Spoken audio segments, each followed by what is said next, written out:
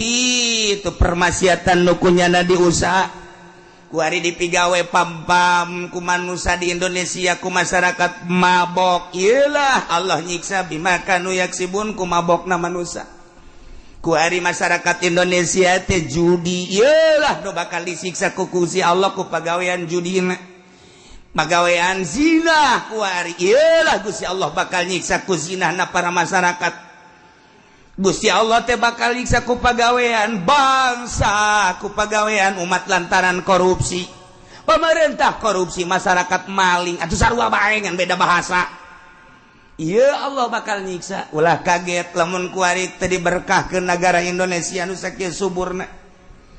tetangkalan arareueuh ku ari mah beuh pare-pare geus teu panen sakarawang sasubang Bandung Indonesia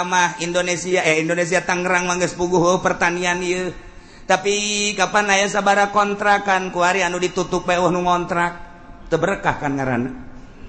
teu berkah ku ari anu boga